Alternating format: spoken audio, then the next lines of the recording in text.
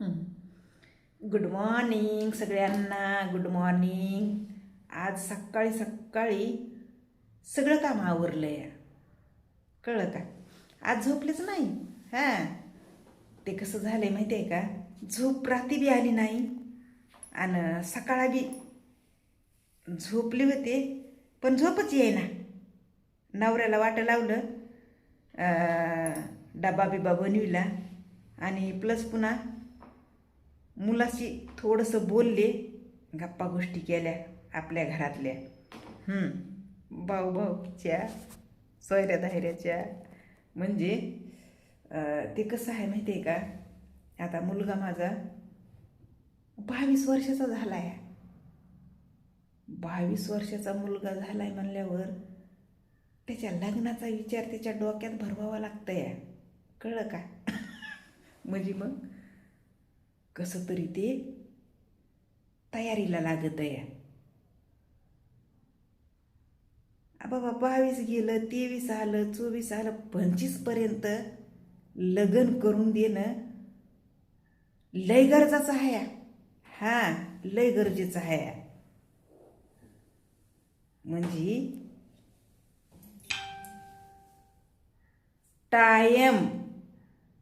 टायमाला महत्व व टायमाला महत्व. हां, एकदा टाइम निघून गेल्यास पुन्हा पश्चातापाशिवाय कुठल्याही क्षेत्रात काहीच उरत नाही. हो माय, काहीच उरत नाही. तुम्हाला माझं खरं वाटतंय का खोटं वाटतंय माहीत नाही, पण ना मला जे कळतंय ते मी तुमच्यासमोर मांडते. ऐकलं का? तर ते कसं झालंय, आता भाऊभाऊकी मोठ्या प्रमाणात असल्यामुळं एकमेकांचं चलत आहे की. आणि प्रत्येक ठिकाणी बघा, जे गुरु असतंय ना, त्या गुरुकडून ते प्रत्येकच्याला विद्या घेतया आणि विद्या प्राप्त झाली की त्या गुरुला लात मारतया. ह्याच्यावर काही गोष्टी मी मुलासोबत शेअर करते, म्हणजे माझ्या मुलांसोबत शेअर करते या. कळलं का? हां, तर आपल्या मुलांना आपल्या भाऊभाऊकीची माहिती होणं गरजेचं असतं या. आणि जेव्हा आपण भाऊभाऊकीपासून कामानिमित्त म्हणा की कसं बी म्हणा लांब राहतावा. हां, कळलं का? जिथं की आपल्या मुलांचा काय काळ लागलंय की माय.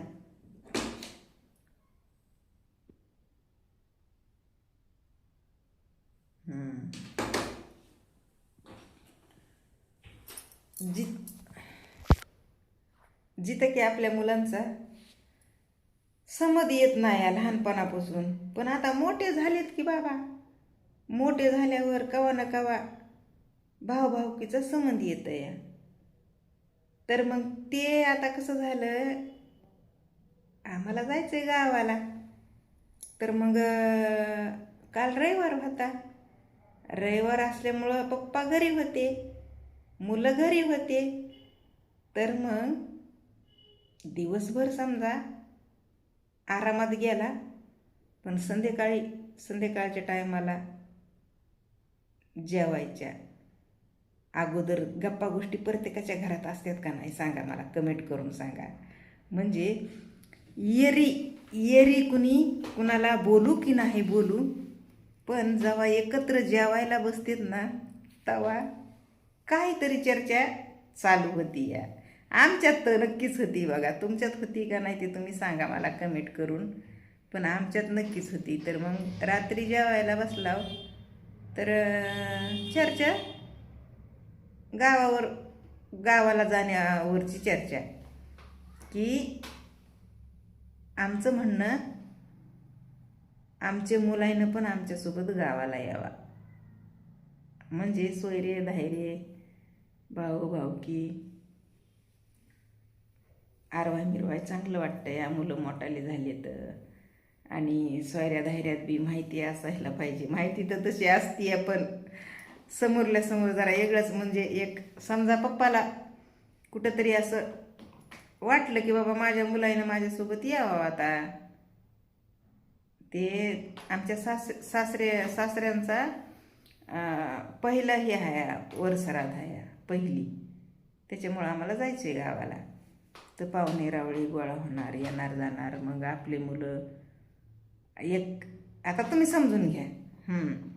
ह्या हेतूनं ह्या हेतूनं बाप म्हणजे मुलांना म्हणतो या, तुम्ही नाही म्हणू शकत नाही, तुम्हाला यावंच लागेल आमच्यासोबत गावाला. शेवटी माझ्या बापाची पहिली वरसरात आहे. पाहुणे रावळे सगळे गोळा होणार आहेत, सगळ्यांना आमंत्रित करतो आम्ही. आणि आमचे स्वतःचे मुलंच नाही तर म्हणल्यावर त्या कार्यक्रमात तर मोठा मुलगा म्हणतो मी नाही येऊ शकत पप्पा. लहाना म्हणतो सुट्टी भेटली तर बघतो. अशी गोष्ट समजून घ्या. आता तुम्हालाही मुलं असतील की आता तुम्हाला कसं सांगावा, मुलांची बी अडचण आपण समजून घ्यायला पाहिजे. मान्य आहे की कसं, आता मोठा मुलगा ॲडमिशन घेतोय, 10वी 12वीच्या परीक्षा झाल्या आणि आता ॲडमिशन फॉर्म सध्या चालू आहेत. ते कॅम्प्युटरचे व कुठले कोर्स मला नाही कळत तेवढं, कोर्स शिकवायचे ते ॲडमिशन चालू आहे. तर मग ॲडमिशन चालू आता ह्याच महिन्यात असते, तर ह्या पुढच्या, तर मग हे सीझन म्हणतात म्हणे त्याला. आणि मग माझ्या पोराला सुट्टीवर राहून कसं जमन होते तेवढे जास्तीत जास्त ॲडमिशन. ती चांगली गोष्ट आहे ना, वर्षभर घासीत बसते तर पुन्हा वर्षभर ॲडमिशन जास्त होतील हे सांगू शकत नाहीत. पण हे एक वर्षातून एक टाईम असतो या 10वी 12वीच्या परीक्षा झाल्या की 10वी 12वीची मुलं कम्प्युटर कोर्स लावते तर म्हणून आता त्यांची त्यांना माहिती आहे. म्हणून म्हणतोय पप्पा आलो असतो पण तुम्ही समजून घ्या, माझं नाही येऊ शकत मी, मला सुट्टी नाही.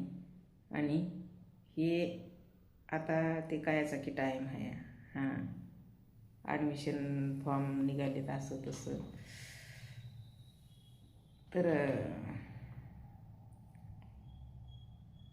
तितक्यात मग माई येडी असती या, आहे का नाही, माई येडी असती ना. माय कुठं काय करती या, आई कुठं काय करती या, ती एक मालिका होती ना, आई कुठं काय करती या, अडाणी आईन घर वाया जाई. तसं काम माझं मधातच मी टपकते या मधातच टपकते मी. कशी गप बसावा का नाही, टपकते मी मधातच. सगळं जे ते बोलायलेत ना ते एकीकडेच राहतं या, आणि मी तिसरं चौथंच बोलते वेगळंच. आता मी काय बोलले माहिती आहे का, नाही तुझं काही बी सांगतो, आम्हाला काही घेणं देणं नाही, तुला गावाला यावंच लागन, त्यासाठी पोरगी बघायची या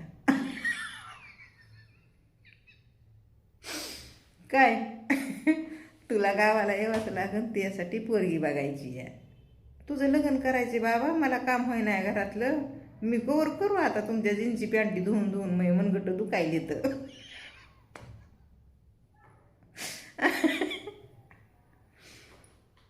मी तसं म्हणण्यास, आणि माझं लहान पोरगं माझ्यापेक्षा बी लय खडूस आहे, त्यानं लगेच उचललं.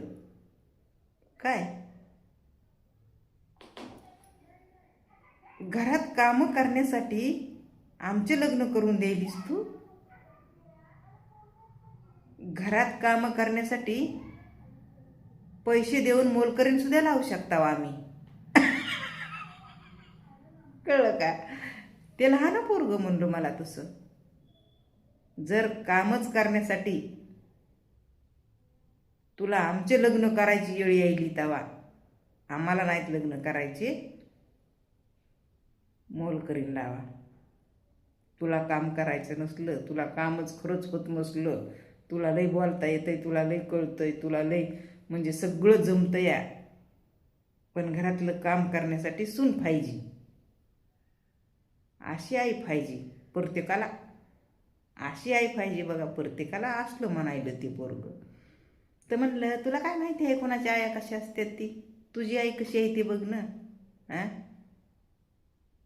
मला व्हाय ना काम आता. मी म्हातारी झाली आता. मी कवर करू तुमचं? मी नाही करणार आता. तुम्हाला लग्न करावेच लागते ना. एकच रट लावली. मग तिकडून लगेच त्याचा बाप म्हणते मायला काय मदतच काय ना काय पचकती बाई ही. इथं चाललंय काय? आणि ही मदतच हिनं काय उचलून धरलं या. पोरगी बघायची आहे आणि पोरगी बघायची आहे आणि तुम्हाला यावाच लागेल गावाला. त्याला लग्नच करायची, त्याच्यासाठी पोरीच बघायच्या म्हणलं तर त्यांना नेण्याची काय गरज आहे तुला? लागलं आमचंच काय. हां, त्यांना नेण्याची काय गरज आहे? तिया घरी कुणी येऊ शकत नाही का तिया पोरायला बघायला? काय काय हाया तिया पोरायपाशी तिया पोरायला पोरी देते ना लोक. प्लेच काय म्हणायला ना मग. मग लग्न करायच्या टायमाला ह्या सगळ्या गोष्टी होत्याता, होऊन जात्याता. सोयऱ्या धायऱ्यात सगळ्याला कळतंय बघितल्याच्या नंतर. अरे फलाण्याची पोरं मोठाले झालेत आता, काय करते तर कामधंदा. मग इशे काढतंय माणूस. आपण किती बी आपल्या लेकायचं वावाई करीत राहायला होतं, कोण खरं धरणार आहे? समोरल्या समोर आहे का नाही हो? चार माणसात पाहुण्या रावळ्यात आपले लेक आपल्या संघ असल्यास ती गोष्टच वेगळी आहे का नाही? पप्पाचं बी म्हणणं की तुम्ही यायला पाहिजे आमच्यासोबत गावाला. माझं थोडंसं डायरेक्ट म्हणणं तुमचे लग्न करायचे, तुमच्यासाठी पोरी बघायच्या, तुम्हाला यावंच लागेल गावाला. आणि त्या बापाचं जे म्हणणं ते तितक्या पुरतं तितकं. हां, गावाला यायचंय तर यायचंय. आणि माझं सगळं झेंडा गाठायचा आधीच सगळं बोलून टाकायचं. हो, असली माय असती आहे. हां, बाप ते हळूहळू हळूहळू असं असतंय बापाचं. नव्हती माय कल्पना, पण आता स्वतः संगच घडायलं या. हो.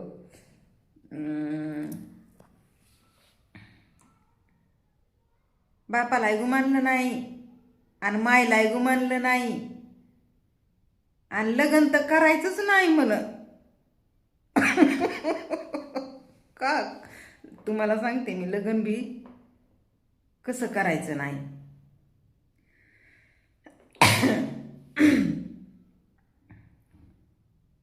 लहान्या पोराला करायचंय बरं का लग्न, पण त्यो काय आत घालायलंय माहिती आहे का?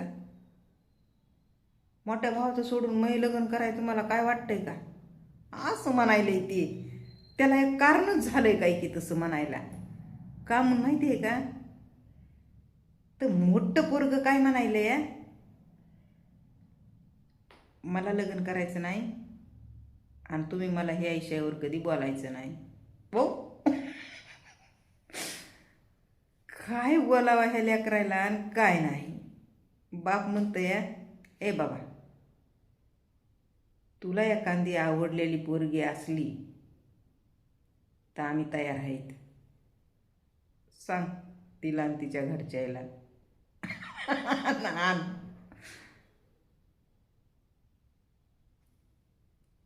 तर पप्पाला डायरेक्ट पोरगं काय म्हणतंय, पप्पा टाईम आहे थोडं थांबा. कळ का, टाईम आहे थोडं थांबा म्हणजे हाय म्हणणं. पोरग गपच माझ्याकडं बघायले आणि मी त्याच्याकडं बघायले. आणि त्याला म्हणायले माकडं काय बघायलास, मला नाही काय करायचं, तू तुझ्या बाप बघून घ्या.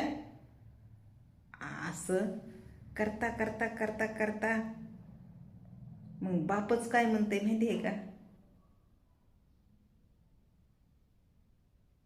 अरे पहिलं प्रेम नसतंय र मिळत कुणाला, लवकरात लवकर सावरून घ्यायचं असते स्वतःला. बाप म्हणायला लेकाला, पहिलं प्रेम नसतंय र मिळत कुणाला. ते लहान पोरगण मी, बापाला माहिती आहे पहिलं प्रेम मिळत नसतंय म्हणून. आणि मग लहान पोरग कसं करतंय म्हणतंय माहिती आहे का मला, आई काय चालू झालंय आपल्या इथं, पप्पा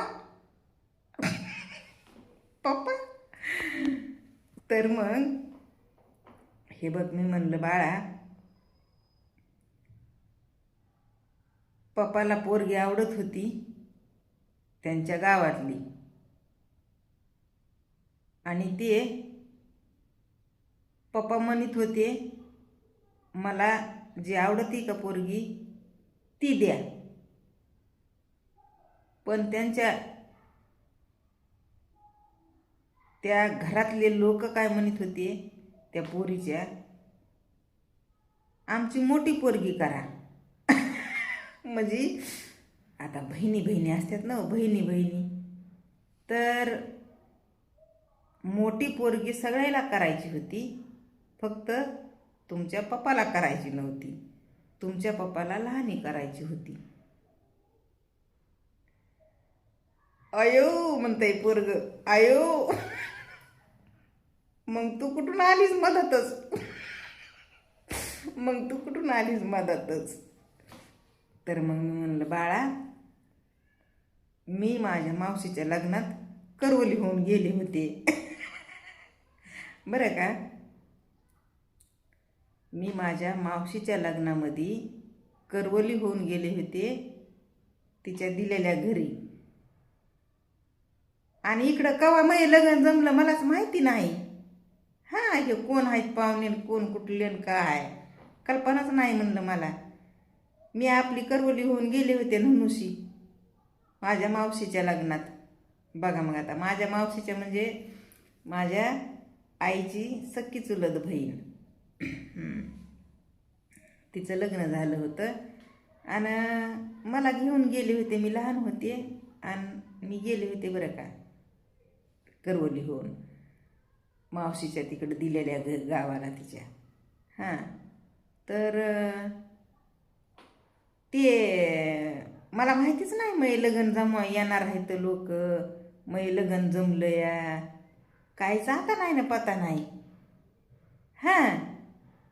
म्हणजे ह्या आमच्या घरच्या लोकांना शाने शाने म्हणतात की त्याईनं, तवा नव्हता असं मुलानं मुलीला बघा, मुलीनं मुलाला बघा, असं तसं. हे म्हणजे ज्यांचे लहानपणी लग्न जमते तर होतेच ना, त्याला नव्हता असला मौका आवडीनिवडीचा.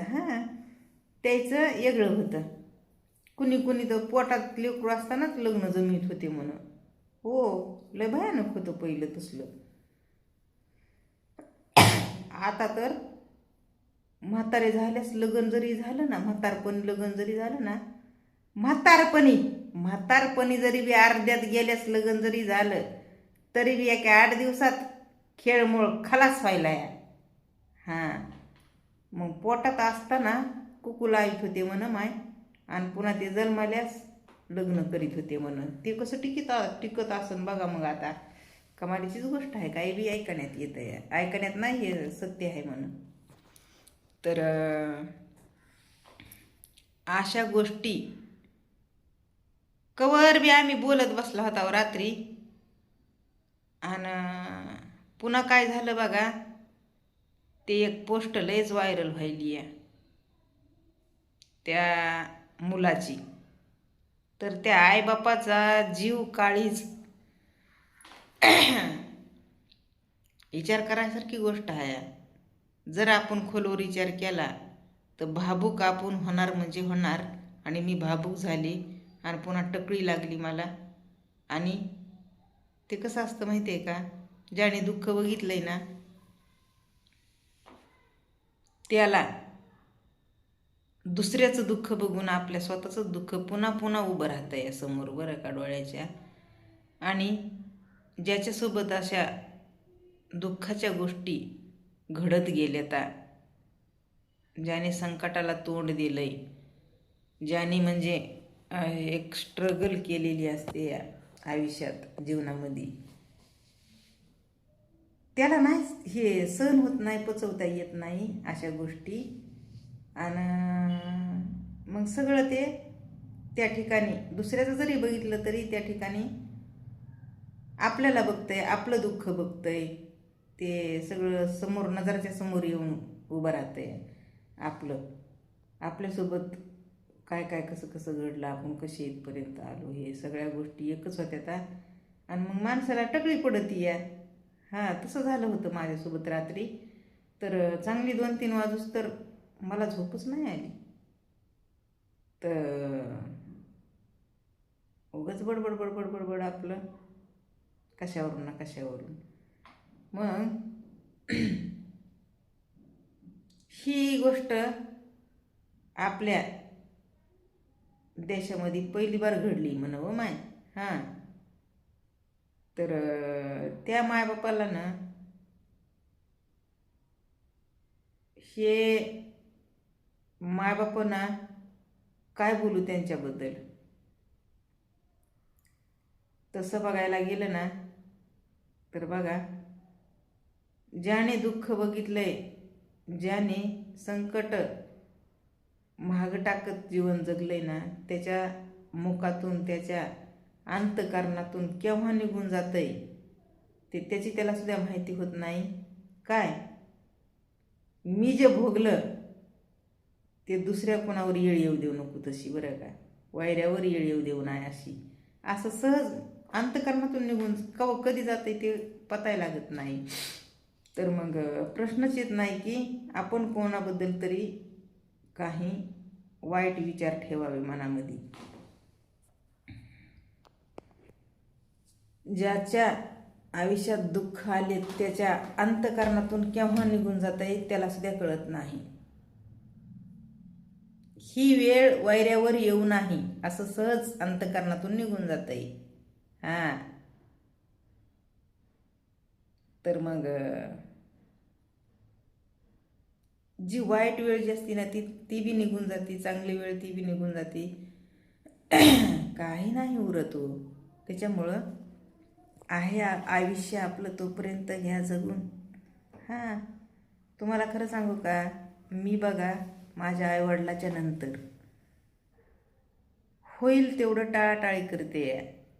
एक इमोशनल होणं आणि पुन्हा पुन्हा आपलं दुःख आपल्याच समोर घेऊन येणं टाळाटाळी करते. त्याच कारणानं मी एक वेगळ्याच वळणावर चालत जाते. मग त्याच्यामध्ये आपल्याला कोण काय म्हणतंय, कोण काय समजितंय, आपल्याला कोणाच्या नजरात आपल्याबद्दल काय व्हॅल्यू आहे ह्याचा विचार नाही करत. कारण की ते कठीण आहे हो, जे भोगतंय ना त्याला माहिती असतं या. हां, दुःखाचं आयुष्य जगणं लय अवघड आहे, कळलं का. त्याच्यामुळं बघा मी त्या वाटालाच कधी जात नाही. मायबापाच्या नंतर नाही जात. आपल्याला ज्या वाटानं चालायचं नाही ना ते मार्गच मी शोधत बसत नाही आता. होईन तेवढं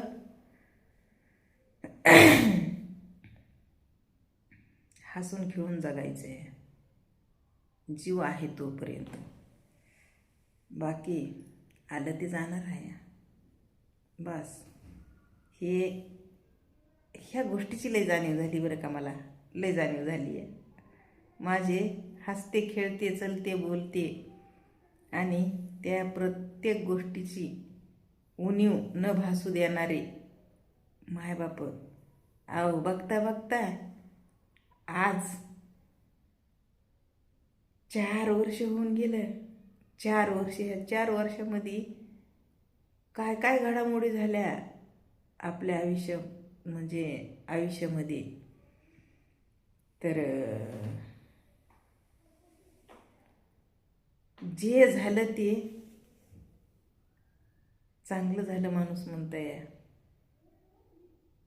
पण उगं म्हणायचं असतंय. कळलं का? एकदा आपल्या मायबापाची सावली आपल्यावरची गेली की आपल्या आयुष्यात काहीच उरत नाही, माहिती आहे का? म्हणून म्हणते आपल्या आयुष्यातलं होतं ते गेलंय ना, जगून घ्या. आपल्याला पण जायचंय. आता म्हणू नका शॉर्ट आहे आणि सर्किट आहे आणि मॅड आहे आणि एडी आहे. मी भोगत अजूनही भोगत आहे. मायबाप होते तेव्हा माझी जागा त्या प्रत्येकाच्या नजरामध्ये आणि आत्ताची माझी जागा माहेरच्या लोकांबद्दल बोलायली आहे. बघा मग आता माहेरचे लोक कोण उरत येतं मायबापानंतर. सासरी तर मायबाप होते तेव्हाच आपण सासरी आपल्या मायबापानंच आपल्याला पाठवलेलं असते आणि मायबापाच्या नंतर बी तेच सासर आपलं आपल्यासोबत असते. जसं की माझं सासर माझ्यासोबत आहे. माझे मायबाप नाहीत आणि आता आमच्या सासरचे म्हणलं तर माझे सासरे पण नाहीत. सासूबाई आहेत. आता गेल्यावर व्हिडिओ टाकते मी सासूबाईचा. माझ्या म्हाताऱ्या आहेत आता सासूबाई, त्यांचा व्हिडिओ टाकते मी तुम्हाला बघायला.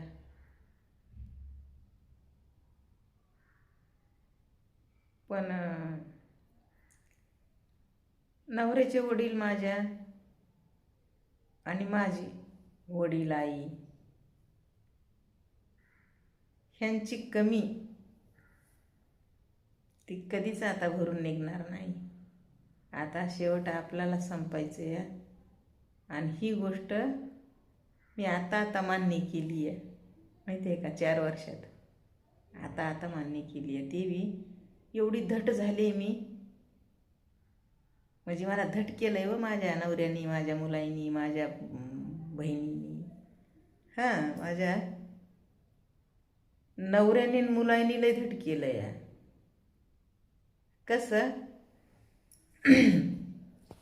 फोन घेऊन दिला, सोशल मीडियावर मला सोशल मीडिया माहिती करून दिली आणि मग सोशल मीडियावरच्या लोकांना मला सगळं शिकविलं. बोलायला, हसायला, रडायला, भांडायला. सगळी जाणीव झाली की पुन्हा सोशल मीडियावर असं झाले. तर मग माझ्याच घरातल्या लोकांचा सपोर्ट आहे मला सोशल मीडियावर. येडे लोक मला म्हणते तर अगं ये बाई तुला सोयरे धायरे काय म्हणत नाहीत का? अरे बाबा माझ्या सोयरेला ना मी जगायले ना, मी जगताना बघून त्यांना माझ्या प्रत्येक त्या सोयऱ्याला आनंद होतोय की बाबा जगायली आहे. असं त्यांना वाटतंय. तुम्हाला काय माहिती असतंय? हां, बाई मेलेली जिवंत झाली या त्या करोनामध्ये. मायबापाच्या नंतर मेलेली जिवंत केलंय मला. मेलेलं जिवंत. हे डोसक्याला केस कमी आहे. इतका पैसा घालेला आहे, इतका पैसा घालेला आहे. आज नवरा माझा रस्त्यावर आलेला आहे, नाहीतर अजून बी मी माझं आयुष्य एकदम छान वटमध्ये जगले असते. हां, कुठल्या गोष्टीची कमी नसती मला. घरदार बांधून घरी काढलेला आहे. पण इकडं घ्यायचं होतं नवऱ्याला घर पुण्यामध्ये, तर ते करोनाचा आला. करोना आला आणि सगळी राखरांगोळच लावून गेला. भरवसाच नव्हता माझा. माझे मायबाप गेल्यामुळं बरं का. मायबापाचं दुःख मला पचवता नाही आलं. आणि मग सगळं जाग्यावर थांबलं. माझ्या नवऱ्याचं आयुष्य थांबल्यासारखं. बायकोच राहिली नाही माणसामध्ये म्हणल्यास. बिचारा ढसा ढसा रडत होता. आता काय खरं नाही म्हणून माझा आधार तर गेलेलाच आहे सासऱ्यांचा. तिकडं बाप आणि इकडं ही बायको अशी करायली आहे.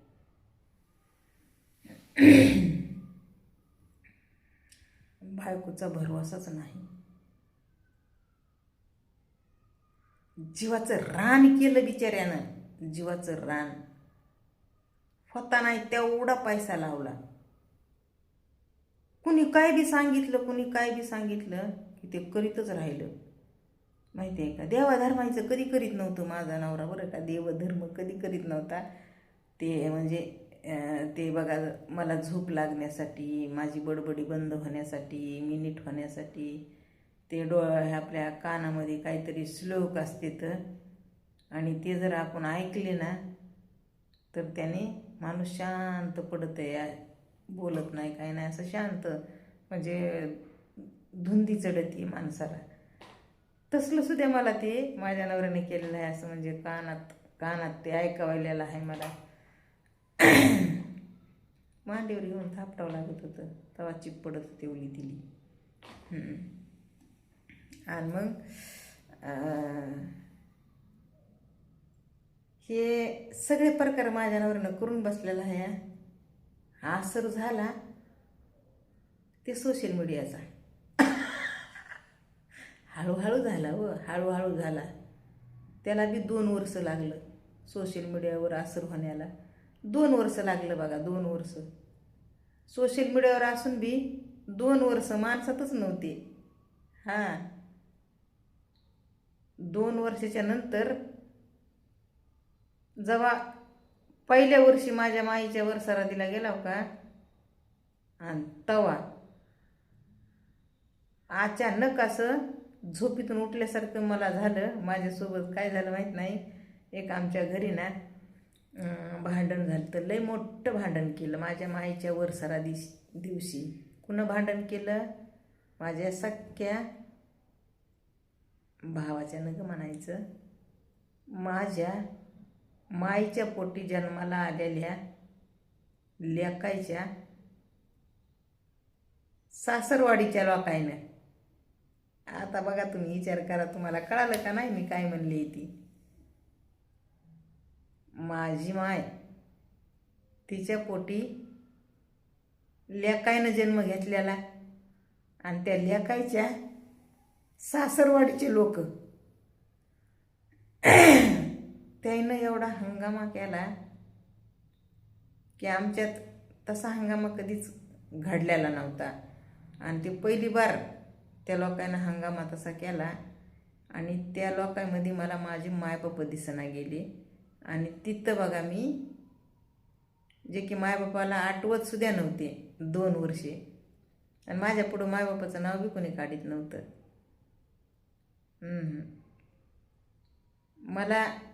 मला माहीतच नव्हतं मी मायबाप मेलेत म्हणून. बघा मग लय गोष्टी अवघड झालेल्या आहेत माझ्या संग. माझ्या माईला 25 दिवस मी सांभाळायला आहे दवाखान्यामध्ये त्या करोना काळात एकटीनं. आणि शेवट माझ्या माईला मी वाट एकटीनं लावलेला आहे. एकटीनं, कुणीच नव्हतं दुसरं, कुणीच. आणि तिला वाट लावल्याच्या नंतर मला एक रिक्षा करून दिला होता आणि त्या रिक्षात बसून मला माझ्या घरापर्यंत मला सोडलं गेलं होतं दवाखान्यातून. आणि तिथं गेल्यास मला क्वारंटाईन बी केलं होतं घरी. आणि 2 दिवस मी तिथं माणसात होते बरं का. हां, 2 दिवस. म्हणजे दुसऱ्या दिवशीच मला माहीत नाही काय झाला परिणाम माझ्या डोक्याला, तर मी सगळं विसरत गेले. आणि ते दवाखान्यातलं माझ्या डोक्यात बसलं का काय झालं की मी माणसालाच पुन्हा ओळखीना गेली. कसं झालं की काय झालं की ते जाऊ द्या आता, नग आता ते आता लय कवर झाली मी, सगळं कळायलंय मला. पण वाईट तेवढंच वाटतं या, जसं कळायलंय तसं ना लय त्रास होतंय मायबाप नसण्याचा. आणि बाप तर कळतच नाही गेलाय का नाही गेलाय ते. म्हणजे कळालं नाही त्या टायमाला, ज्यावेळेस माझे बाप वारले, ज्या परिस्थितीत वारले ते क्षण जाणूच सुद्धा नाही काहीच. डोळ्यासमोर माझ्या मी गेले होते. म्हणजे आम्ही सगळे होतो बापाच्या वेळेस, सगळे एकत्र होतो म्हणा की बापाच्या वेळेस. पण ते मला काही हे नव्हतं. म्हणजे बापाच्या वेळेस मी ओळखच नव्हती मला कोणाची. शांत एकदम. म्हणजे काय व्हायलंय, काय घडायलंय हे काय तसलं भानच राहिलं नव्हतं. लय बेकार झालं तर असू द्या, जाऊ द्या, चला बस झालं. हे बोलता मी माझ्या पर्सनल लाईफमध्येच घुसायले कसं काय की, हे का नाही, इमोशनलमध्ये. तसं नाही व्हायचं, तसं नाही करायचं, मला कळलं का. तसं नाही करायचं. सोशल साईटवरच बोलायचं आहे मला. थोडं थांबा. माझं ना, मी जाणीवपूर्वक ह्या सोशल मीडियासारखं वावरते, हे तुम्हाला माहीत असू द्या. आता माझ्या चॅनलला ताब्यात घेतलेला आहे. माझ्या चॅनलवरच्या स्ट्रॅक निघून जाऊ द्या. पुन्हा आपण एकदा मस्त एन्जॉय करूया आपली लाईफ. काय तुम्ही ते आम्ही नीट बसा, मग आम्ही पुन्हा मस्त लाईफ एन्जॉय करायची. माझ्या प्रियजनांनो म्हणायले, कारण की भावा बहिणीनं म्हणून माझ्या चॅनलला लोक इग्नोर करायले. तर पण का मग माहिती नाही.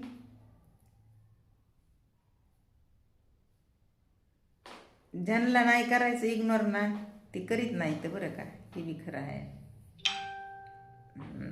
जाऊ द्या.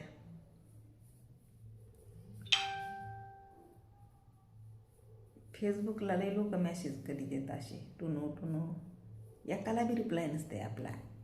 चिंता करने की कोई बात नाही. कटाळून जाते तर आणि शांत होते तर. रामबाण उपाय, रिप्लाय कधीच करायचा नाही कोणाला. कळली का माझी असलीयत. चला बाय.